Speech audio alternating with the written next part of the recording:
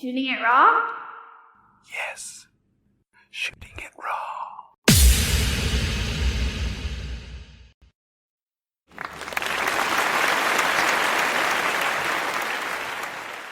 One of the difficulties of podcasting is the audio. It's all audio. And so people are really aware of quality. There's actually this company, it's called Zencastr. And I actually do use Zencastr if I'm recording with, let's see, what have I done? I've done Bali, I've done India, I've done South Africa, I've done, of course, the US, UK. So it works. That's the great thing about Zencastr. You could get video as well in HD, no less. The link's in the description. Make it happen. Use the promo code ZEN, Z-E-N if you're Canadian, or Z-E-N if you're American. Do that, and you'll get 30% off. You get 30% off the first 3 months. Use it. Do it. Start your own podcast. I'm sure that if you start a podcast, I will listen to it, and I would not be surprised if it was better than shooting it raw. So check it out, Zencastr.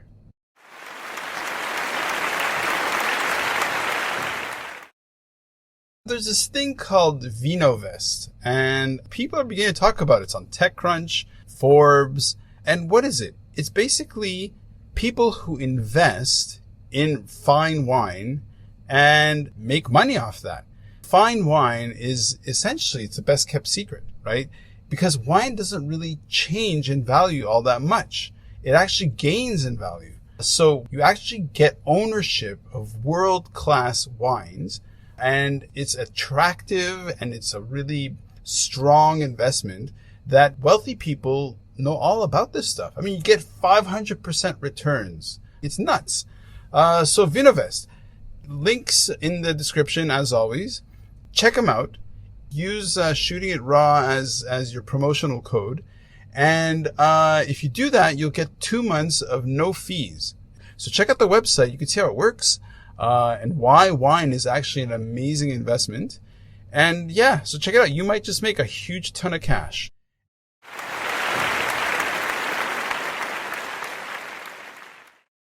Photography means to me capturing life, its moments, and allows us to travel back in time and reflect upon those moments, whether they be travels, holidays, family gatherings, celebrations, whatnot. And, just like out of the blue, sometimes you just see something weird or interesting and you want to capture it. And it allows us to reflect upon those moments.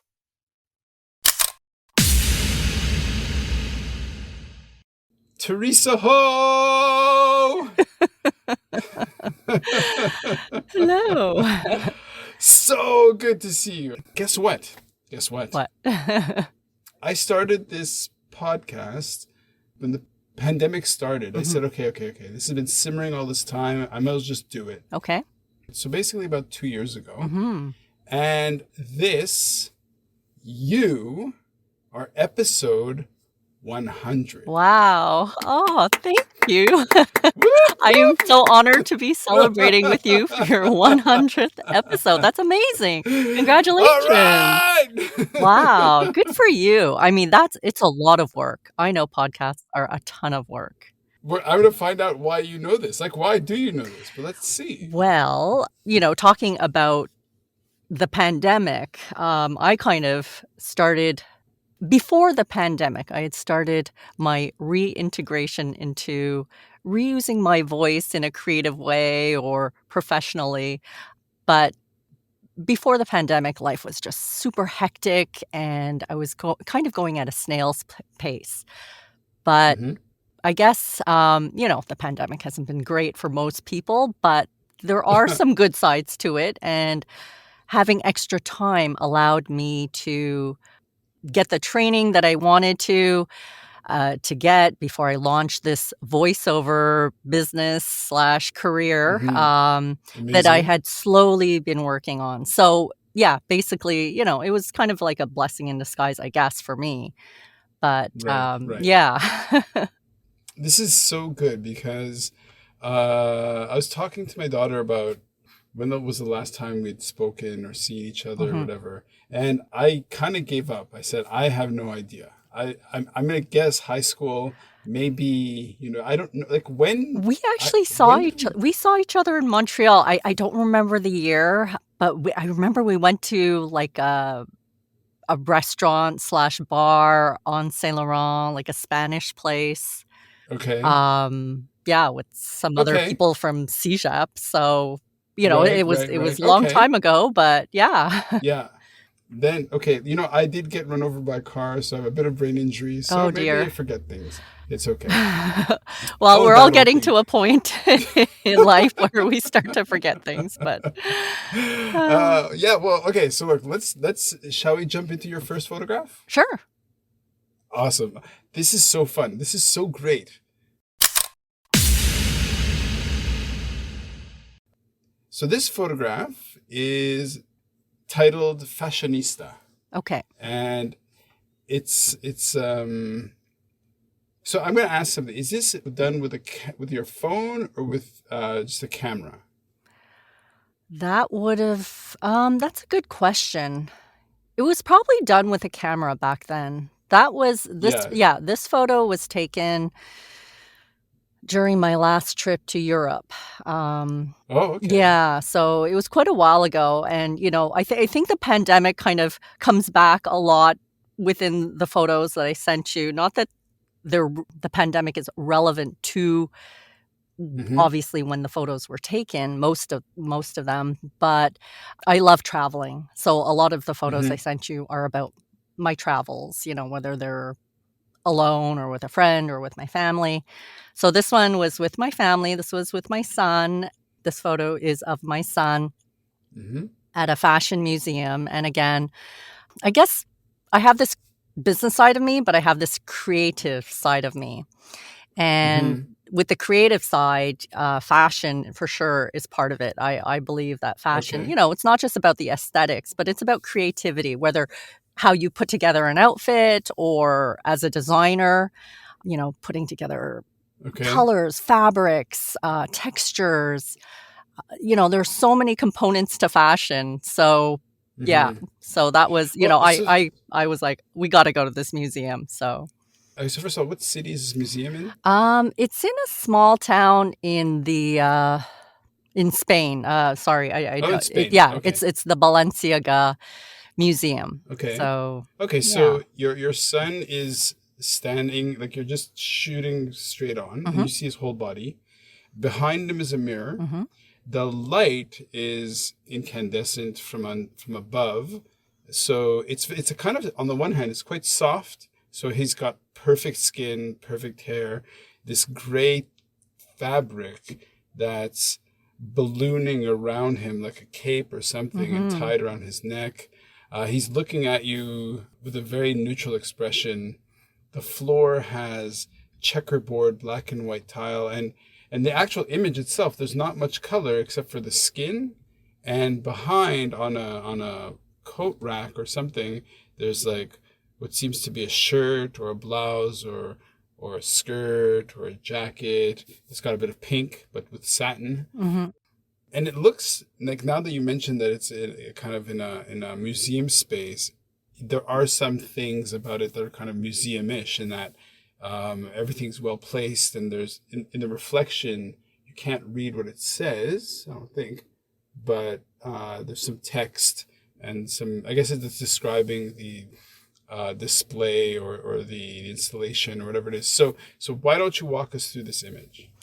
Well, basically, at the museum, they had a section where you could try on different outfits. So both my kids Okay. were willing guinea pigs, or very happy to Uh-huh. try on the different outfits for their mom to take photos. Okay. Yeah, and it was, for my son who, is a very, he's 16 and a half now. So this was a long time Okay. ago. He was much younger back then. Just gave him an opportunity to try on some different fashions, things that he would never wear in real life. But, I'm Right, very right, happy right, right. that he was open to doing so. Yeah. Mm-hmm. So you mentioned that you have this creative side Hmm. versus this business side. I have no idea what is your creative side. Okay. What What is that? Well, if we go back to our high school days, I was Yep. heavily involved in theater and performance, Mm-hmm. and to be Mm-hmm. honest, it probably would have been what I had would have pursued had it not been for my very traditional Chinese parents who, Mm-hmm. kinda, yeah, put their feet down and said, that's not the way to go. So, Okay. Okay. I did kind of lose that side of me to a certain extent. I mean, I did, do some, like, extra work on camera. When I was older, I went into journalism, actually, Okay. and that's kind of when I was introduced to voice work. So we're talking about the 1990s. And then Mm-hmm. I got out of it. I went into writing, communications, public relations, and then I guess being a responsible adult, I got into a lucrative line of dental sales, and I'm still doing that, and, it pays the Okay. bills very nicely, and I love my Wow. Okay. customers, they're great. It allows me Mm-hmm. to interact with people, which I love as well. But for many years, I had this, like, biting desire Pun to intended. yeah, use my voice again. So, Okay. and I guess being a busy mom, being a busy professional, it was just, yeah, it was kind of like in the back of my head. But then my Sure. daughter, who is also extremely creative and artistic, she really wanted to pursue the acting thing. And so she Okay. motivated me to start my Oh, journey. Yeah. nice. How beautiful. Yeah. Yeah. Isn't it interesting? Isn't it interesting? So I had Stephanie Green on the podcast, Mhm. and now that you mention it, isn't it interesting that there's this sort of group of us who like, I don't think our high school is especially oriented toward the arts at all, Mhm. right? Yeah. And yet there's a group of us who kind of, like for me, I was in the hard sciences. Like that Correct. was my thing Yeah. until CJEP, and then completely dropped it for creative writing and then performance. And so you had shut down this creative side of you to kind of be responsible and to make a career and earn a good Mhm. living. And beautifully, your daughter. So is it that your daughter gave you the kind of the permission or the impetus to just say, hey, I'm going to go back to voice work because there's something there that really kind of motivates me and captures my. So why don't you kind of dive deeper into that? What has that meant for you to kind of rediscover your voice? Well, for sure, it's a journey, and a lot of people tell me, "Oh, yeah, you have a great voice, you have a lovely voice, I can see you doing that."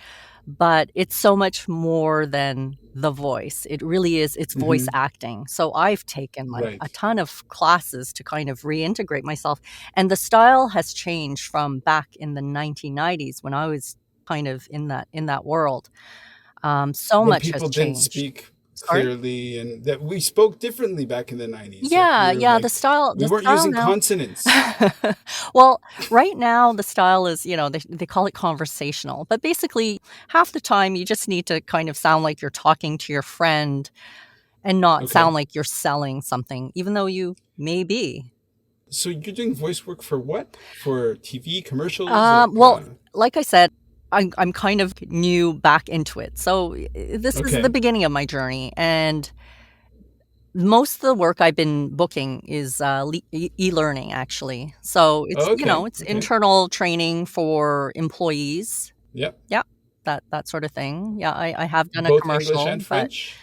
I am doing English, although technically I am marketing myself as bilingual, but what I will accept, to do in French is very limited. I'm Right. fluent in French, but it is my second language, so Sure. yeah. What about Putonghua? No. Awesome. I do speak some Mandarin. I would Okay. say I speak basic conversational Mandarin, but I'm not advertising myself as Sure. yeah, but sure, I can say people's names, I love it. pronounce certain I'm things. not I'm not I'm not putting you on the spot. Facebook. Yeah. It's with all due respect. So what else would you like to say about, like, so kicking off our conversation with a photo of your son, Hmm. who, it's a funny, the funny thing about images is that you give me a bit of the context, and then I look at it, and then I want to read into what I see. But what do you want to convey to a listener to this? Like, why start with this image? Well, it reflects, I guess, a moment in time when we could travel freely. Like, I'm way overdue to return to Europe. I'm like dying to go back, but Mm, with all these travel restrictions and, also not wanting to catch COVID, for different right. reasons, including my voice career, because, like Okay. if you're sick, if you're coughing, your throat is sore, God forbid you get ventilated, these things can Right. be, pretty detrimental to a voice actor. Ah, So for sure, my travels have, let's just say I haven't traveled much in the past 2 years, and I'm yeah. I'm really looking forward to that. I pay attention to how people speak and choose words and all that Mhm. stuff. And how far away is somebody to your life who has had COVID? I know a lot of people at this point with Omicron who have had Okay. COVID. I do know Okay. some who were sick, sick enough, not no one close to me having been hospitalized, but I do know people who have had either family Mm. members hospitalized or even some who have passed away, not Oh, wow. necessarily in Wow. Canada, but Hmm. yeah, for sure. So it's Okay. affected a ton of people. Yeah. So, like, listening to that, Mhm. just in the like 20 minutes that we've reconnected, you've used the word travel maybe 29,000 times. Like, here is somebody who wants to Oh my travel. goodness, I really do. Oh, that's probably one of the most difficult things for me that I haven't been able to do because every year. Wow, look at you. It's like it's a pain. Yeah. Yeah. Yeah, it really Yeah, is. okay. Yeah, so I'm hoping that, I'm fully vaccinated, so is my family. I'm Mm. hoping the government will lift these restrictions Yeah. that for at least for the vaccinated, that, we can travel without Mm-hmm. the fear of being caught in another country, say we test Right. positive and not be able to come back. Right. Yeah. Okay. When was the last time you were in Hong Kong? I have never been to Hong Kong, actually. I've only been to Asia one time, which was Thailand, and that was many years Okay. ago. Oh, actually, we did stop at the Hong Kong airport. That was one of our, Okay. That's routes to nice. yeah. When was the last time you spoke to somebody in Hong Kong? Well, I guess, that would be you. I'm your Oh, first? to speak well, I do have a friend from university living in Hong Kong, but we don't really chat over the Okay. phone. It would be more. Okay. Nice. Okay, let's move on to the next photo. Sure. Okay, hey, sure. I mean, and would you like to stay with this photo again? What's your son's name? Matisse. Matisse. Yes. Well, there's a name. Yeah. I've seen. Well, okay. Look, I haven't met your children. We haven't spoken, and so I know I remember you referencing Matisse, Mhm. but it wasn't necessarily clear and present in my mind that's your son's name. What a name to choose! Wow, look at you. Love it. Thank you. Okay, let's go to the next photo.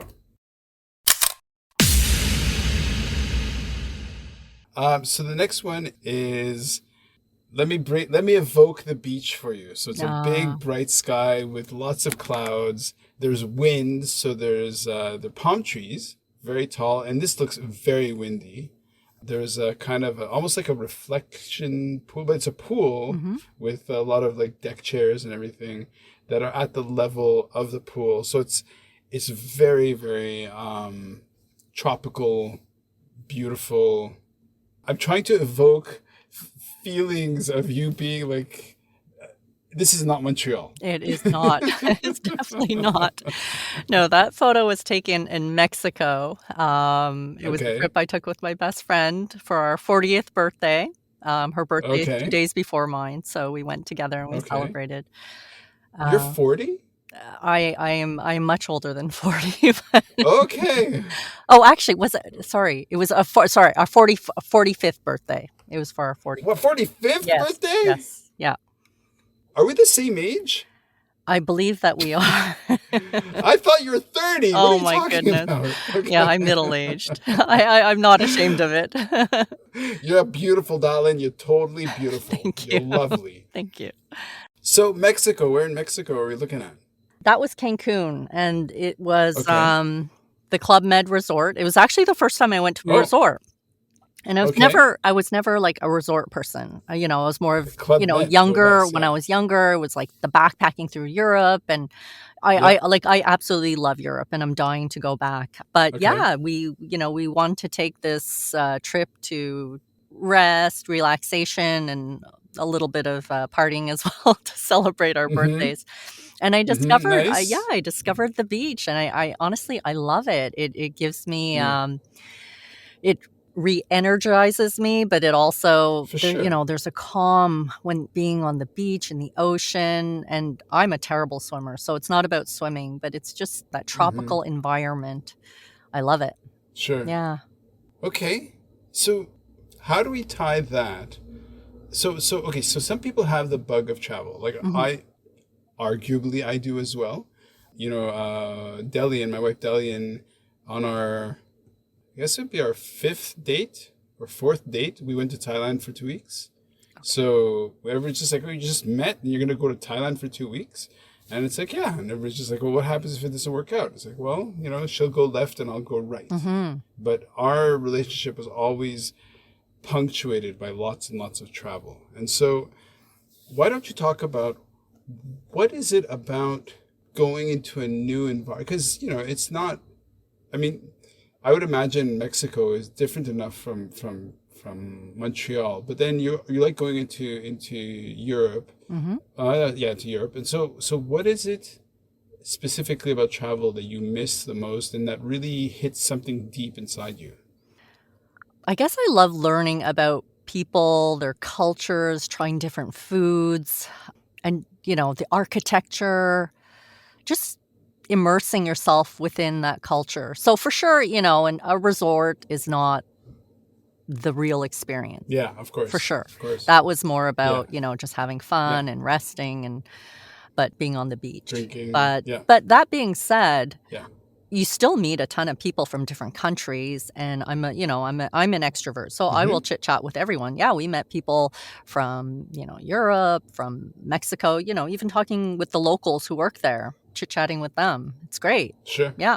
So how do you rope your family into your travels? My husband loves traveling as well. So, Oh, yeah, okay, there's absolutely no issue with that. okay, And my kids love it too, to a certain extent. I don't think they have the same energy we do. Say on a trip to New York City, for example, we could just walk okay. and walk and walk.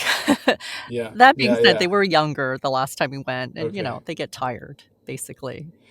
So, what was the youngest that you brought your children traveling with you? That's a good question. For my daughter, we actually went to France. We spent a month in France when I was on maternity Okay. leave. So she was very young. She was Okay. like 7 months, something like that, I think, when we Right. went. Right. Yeah. And then my son, we took him on some cruises to Florida. He even went with my husband to Europe without me at one Okay. point. So very young. Well, okay. So I've been trying to line up different people to join me on the podcast, Sure. and the pillars of the conversations are either creative expression, service leadership, right? So, what is it to be a service network leader? Conservation, so how to, sustainability and climate change and that stuff. And one is strong women. And so when I started the podcast, I'm only mentioning this now because this is what I did this morning. Okay. When I started the podcast, I had sent an invitation to Jacinda Ardern, the Prime Minister of New Zealand, Wow. and to be on the podcast. And her communications director was very, very kind and sweet and gentle, but I just said, just fuck off and you're not important, just whatever, which is fine. But then, so I wrote back today, Hmm. and I was telling my daughter about it as well. And I'd shown her a photo that we had made of her in Auckland when she was like, I think 3 months old or 4 months old, very young baby. Yeah, so traveling with babies. What happens if somebody who's listening to this and who says like, dude, like traveling with a baby sounds like hell? What would you say to them? Yeah, actually, it can be. It can be very difficult. I mean, I remember flying to Europe with my daughter, and she was like, just sitting on me the whole time. And by the time we arrived, Hmm. like I Hmm. was not feeling well. But I wouldn't trade those Sure. memories, those experiences for the world. Like, even though, yes, they were Hmm. sometimes very difficult, but Yeah. still, those experiences, I think, form who you are. Like, not just me as an adult, but even my children, even though they were Sure. very Yeah. young. But I still believe it builds character, it builds your openness to people, to the world, to different cultures. Hmm. Yeah, it just Okay. builds who you are. So yeah, I would Yep. encourage people to do it. And no, it's not always easy. It's not. I found the hardest with when she was not able to move, Mhm. it was actually kind of okay. So you just have to keep her in your seat and bounce and all this stuff. But then once she was able to actually crawl around, she was doing laps within the plane, and which meant that we couldn't sleep either. Yeah. So we'd flown to Sri Lanka with her, Oh, wow. and yeah, it was full on. And you have this little like wind up toy that just never stops, and both of us are just like. Yeah. Yeah, So, I can anyways, relate. yeah, My son has a ton of energy. He still does. okay.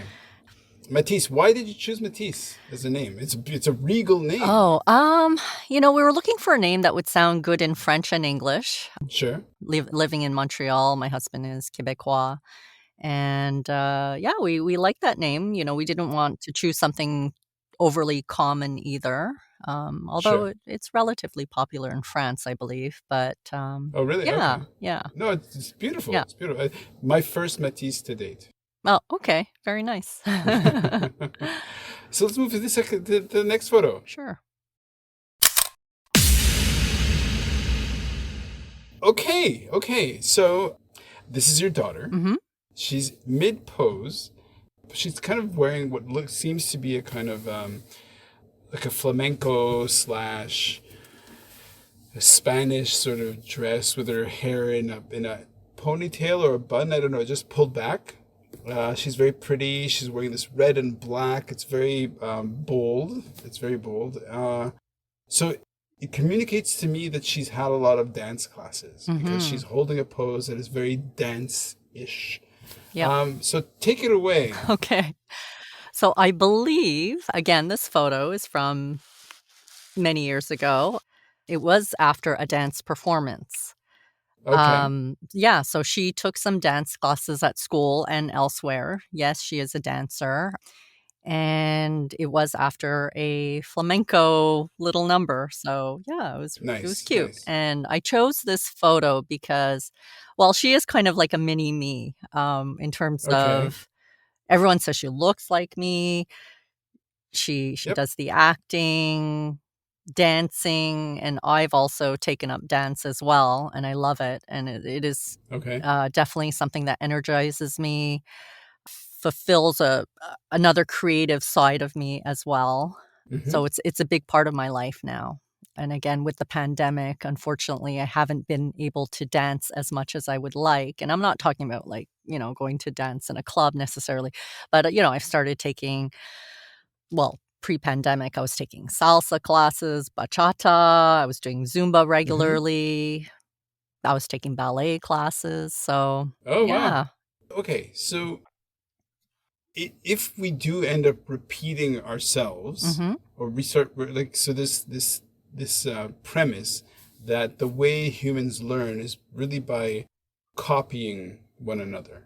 We watch what each other and we sort of mimic each other and we copy each other, and it's sort of like when you meet somebody that you really connect with, Mhm. in time you start mirroring each other's speech patterns. So in this case, you referred to her as a mini me. Mhm. And so part of her development and shaping of who she is it who you see yourself or who you'd like to see yourself as? Do you mean like Yeah. how much Yeah, have you interesting. projected yourself onto her? Mhm.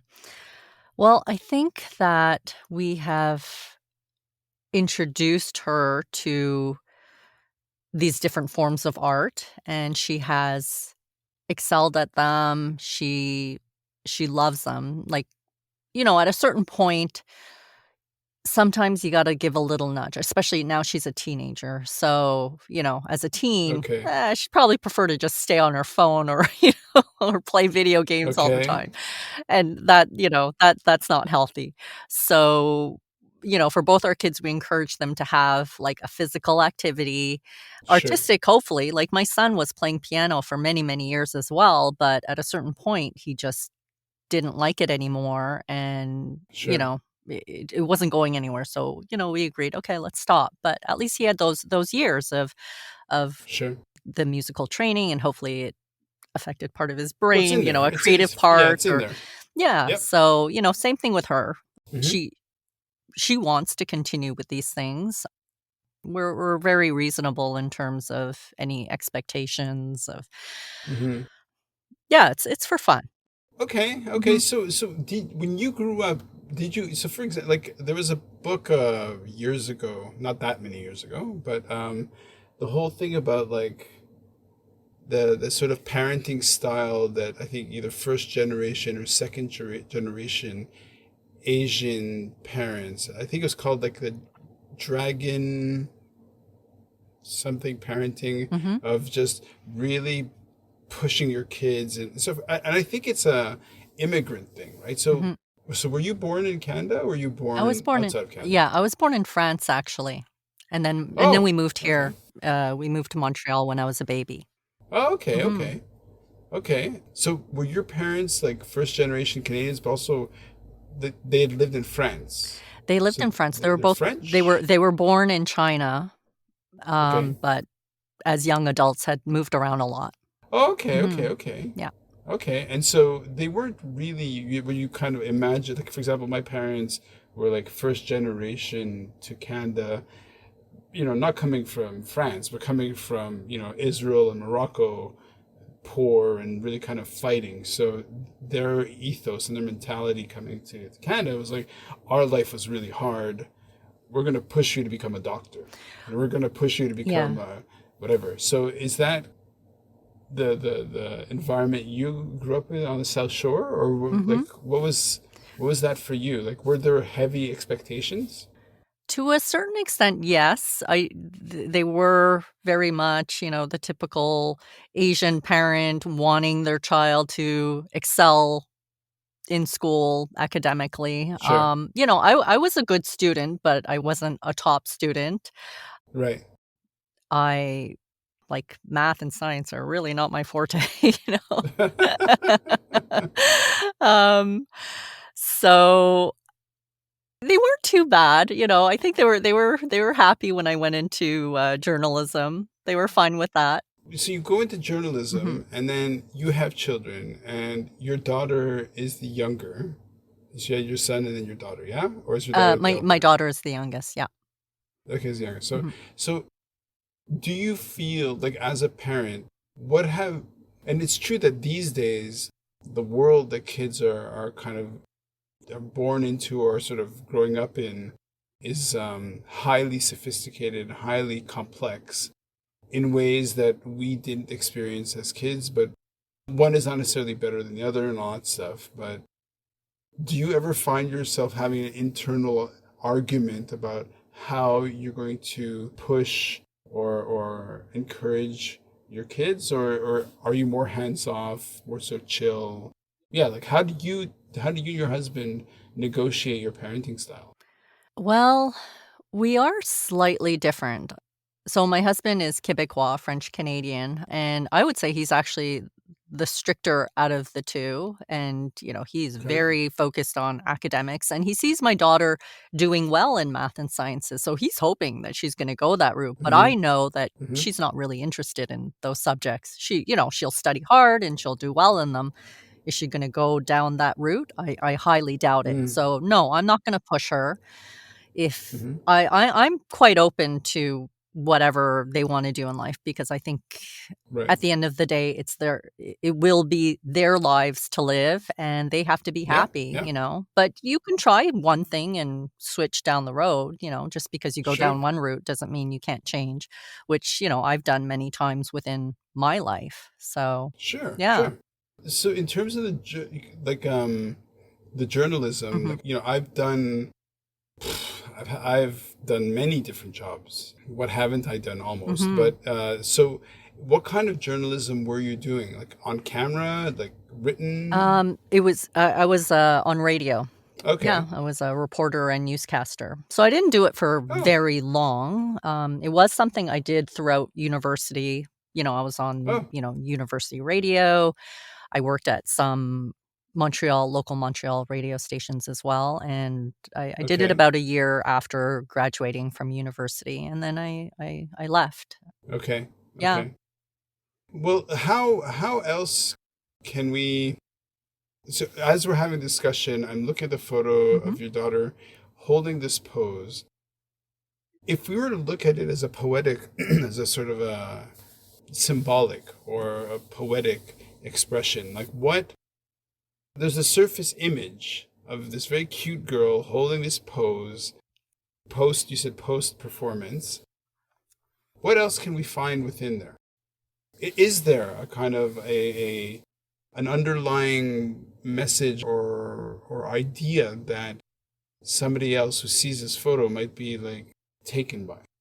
Well, again, she kind of encompasses this photo, and my daughter as well encompasses, a lot of the different things I love in life, besides the fact that I love my Mm-hmm. kids. Yeah, of course. Yes, she's a creative. She's a dancer. She's a figure skater. She's a pianist. She actually, yeah, she does the acting, and she's starting to do the voice acting. And then this dress Okay. was also purchased when we went to Spain. So it's Ah, also a okay. souvenir from our travels. And so it just encompasses a lot of different aspects and loves that I have. Mm-hmm. Mm-hmm. So one of the things about being Canadian is I feel like there's definitely that part of Canadian society where people are super competitive, ultra competitive, Hmm. want to be the best, Hmm. right? Like my best friend who lives in Toronto, he is an athlete in a way that like it's in him to just compete, Okay.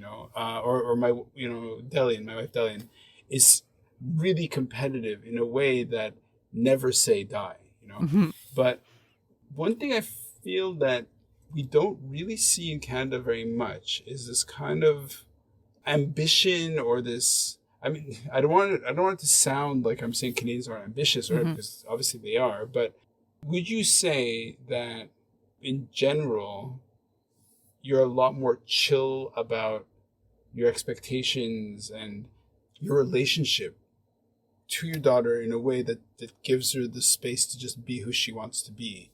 I mean, do you see the kind of the other side of that, which could be very ugly, where you have parents who are extremely demanding? Yes. What do you think is more effective to kind of bring out the best in your daughter? Because from what I've seen around is Hmm. that she's in TV commercials, or is she? She has not done a TV commercial yet. No. Okay, okay, She recently did a voiceover project for, okay, yeah, like an explainer video, basically. okay, Yeah. okay, okay.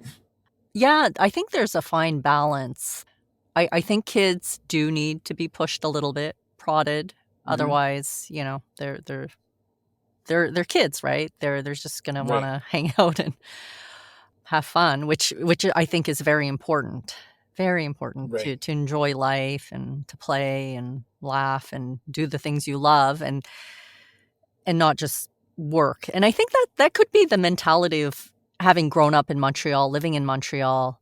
We work to play, whereas a lot of Right. other cities, other countries live to work, I think. Like, Sure, yeah. sure. Well, being in Hong Kong, Yeah. it's pretty intense for Yeah, sure. like, yeah, I think even Toronto has a different mentality than Montreal. Yeah. So, yeah, I think you have to work hard. You have to, to pursue your dreams, to succeed in life. I think determination, hard work, are very important, but I'm not the super dragon mom that Right. I'm gonna make my kids like, you better you better Yeah, yeah, study yeah. your butts off so that you get the Yeah, best marks in school. No, I'm not that person. yeah. No. Because I haven't really thought about that recently or explicitly in terms of how, yeah, like having, when I first came to Hong Kong, I was pretty, like a lot of the culture shock was that I came from Montreal, which is super creative and super, is a space where you can really express yourself. Mhm. And I did performance art and I did all this stuff. So, and then coming here, it's way more utilitarian. It's Mhm. about, okay, make Mhm. money, you know? Yeah. So, kung hei fai chi fat joy, you Yeah, know? exactly. Yeah. Yeah, and for sure, money is important. It allows you to Yeah, do other things, like, for me, if I wanna travel, I have to have money, right? yeah, But I think you gotta have a balance in life. Too much of one thing sure. is not good. That's my Okay. philosophy. Yeah. Yeah. So my philosophy is if you can start on heroin, do it all right away, Okay. as fast as possible. Okay, I'll keep that in Uh, mind. Thank you. okay, okay. On that note, you want to move on to the next photo? Sure. I don't see a title. Oh, it's called San Sebastian, Ah. and it's a photo of what looks like a buffet table, well, a sort of big buffet of. So it's in a bar of some sort, bar slash restaurant. Mhm. It's a big long counter that's black, could be granite, and on top of it are all these finger food style things. Let's see, there's also a big, massive cauldron, I guess, filled with ice and filled with balls of wine and stuff. There's one staff member might be pouring a beer, and behind there's bottles and bottles of hard liquor that looks like gin and whiskey. And so what is San Sebastian? Do tell. So that photo was from a tapas bar in San Okay. Sebastian, Spain. And again, from Okay. that trip where we went to the museum, the Balenciaga Mm-hmm. Mm-hmm. Museum, and where my daughter got her flamenco dress. And again, the last time I went to Europe. So basically pre-COVID, like I don't know, do Sure. they still do that right now? Like have the food open there where people are just like, Right. I don't know, but it was great. And we went basically tapas bar hopping. And for the first few Oh. ones, my kids were okay. But after, see again, travel stories with kids, they were like, how many more are we going to go to? But so our friends who are from that area, they'd kind of said, when you're going to go into this tapas bar and you're going to see all this food, you're going to want to eat everything, but just take a few things because there are so many different ones. So, Right. we listened to their advice. We just try a little bit here and there and continue on. And yeah, it was Yeah. great. It was, it's interesting. We don't have that here. Sure. So, It's nutty in that again I was looking at a photo that I had sent over to somebody. It's a photo of me in, we're traveling around in Bali, mhm. and we just happened to meet some guy who said, hey, you should come with me. I think we became good friends, and he invited us to join him at for a bamboo wedding ceremony. And so just like, okay. And we went, and the orchestra was all in the bamboo forest, and they're all playing this amazing, like, percussive Balinese music. And there Wow. are hundreds of people dancing and all this stuff. And it's a sea of heads. And I'll just look at the image of how I was aware of the fact that this was like pre-COVID and people were just outside, no masks, Mhm. just being whatever. And it's so funny that now you bring up this photo. There's one guy hidden by what looks to be like a beer on tap or something. All you see is the platter of food and the alcohol. And why don't you talk about the trauma of living through the pandemic? Oh boy. That, yeah, that Geez, where do I start? I mean, we could go back to the beginning. Like, honestly, I really thought when we shut things down here for, they said 2 weeks, I really thought naively that it would be two Yeah. weeks. But then when it just continued, it continued. It was tough, like I was not working. Hmm. Like, so my regular job was shut down. The gyms, which is a huge part of my life, shut down, the restaurants, like all these things that I love. I love, going to the gym, seeing my gym friends, going to restaurants, dancing, like all of these things Yeah. were stopped, and my livelihood as well for a while. That being said, things start to reopen slightly, and we're very grateful for that. And as much as I complain, when I reflect upon what other people are going through, I can't complain. Like, it Right. hasn't been that difficult. We're like, my husband and I were lucky enough that, well, I mean, I do go see my customers, but, if I had to, I would just I could work at home to a certain extent. He's Right. working at Right. home. So we're not like those essential workers like in the hospitals, and Mhm. the teachers who are out there with our kids, educating our kids and being exposed to everything. So, Right. yeah. Yeah. So, how about your perception of your kids growing up in this context? Mhm. So, for example, I look at my daughter who's 10, Mhm. and there's a fear. Like she's been conditioned Mhm. for the past few years to just be fearful of being in public, fearful of crowds, fearful of just pathogens in the environment. What's your interpretation of how this is going to impact on your kids? Well, I would say for my son, who is a older teenager, he doesn't have that same fear that, say, my daughter Okay. has. My daughter is younger, Okay. and I am a germaphobe, so for sure some of that rubs Okay. off on at least her. Um, Mm-hmm. but so yeah, I think she does have more fear. And my husband and I recently, we've been kind of encouraging her, like, don't feel so stressed out. You're vaccinated. Most of your friends are vaccinated. If you catch it, well, hopefully it's not going to be much. But we're all Yeah. vaccinated. So Yeah. whereas my son lives a little freer than she does, but he's older. He can go out and kind of do what he wants. And Well, what's the age difference? Like 4 years, how? exactly 4 years. Okay. Yeah.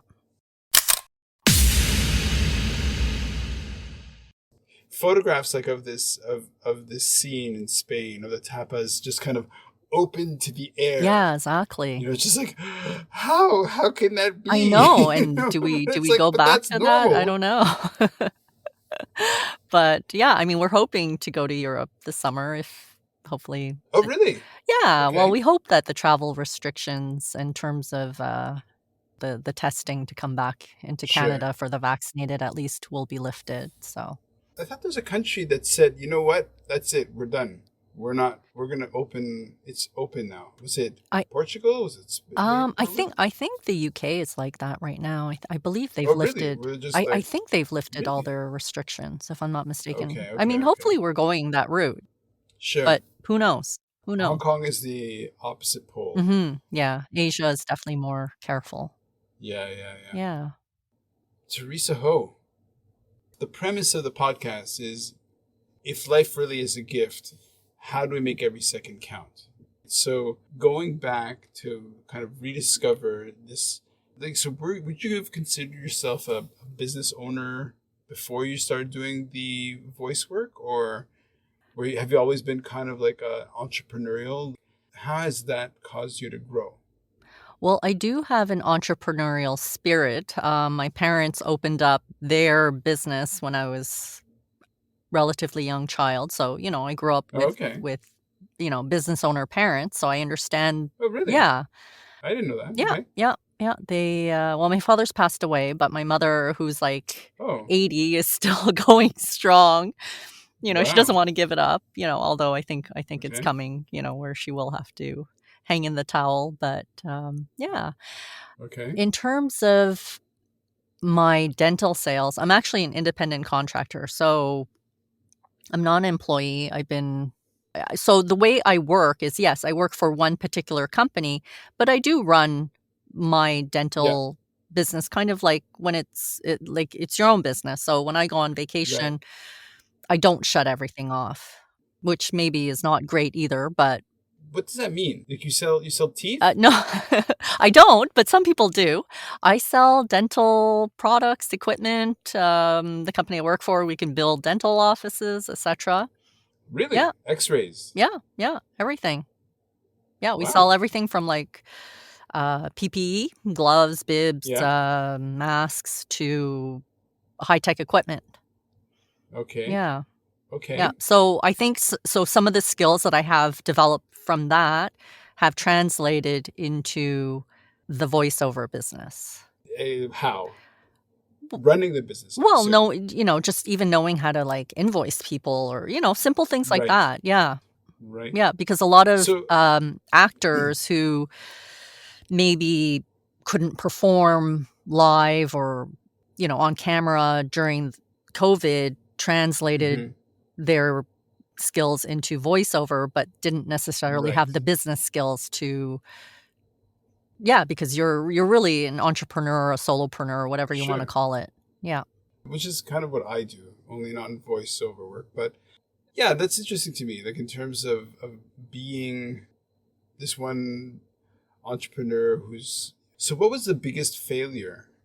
The biggest hardship, biggest challenge? What is the biggest sort of difficulty that you face in the past, 2 years in terms of earning a living, in terms of your career, in terms of like, the professional side of your brain?